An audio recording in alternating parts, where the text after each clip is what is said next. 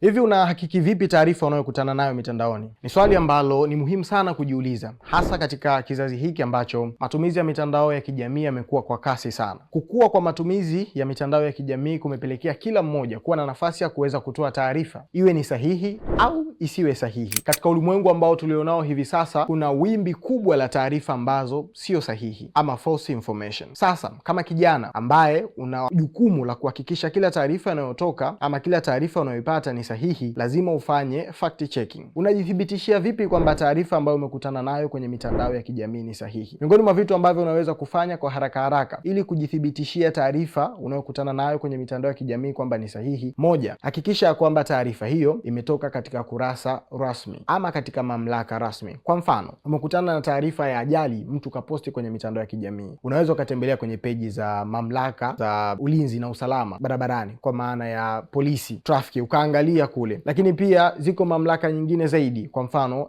kama mkuu wa mkoa ametoa taarifa ama labda ni taarifa ya vifo. Je, mamlaka ya afya imetoa taarifa? Hospitali imetoa taarifa? Wizara imetoa taarifa? Epuka kama kijana kusambaza taarifa ambazo hauna uthibitisho nazo, kwa sababu inaweza kukuletea shida na ikakuweka hatiani. Ni kosa kisheria kusambaza taarifa ambayo hauna uthibitisho nayo. Jihakikishie kwanza taarifa hiyo, kisha uwe sehemu salama.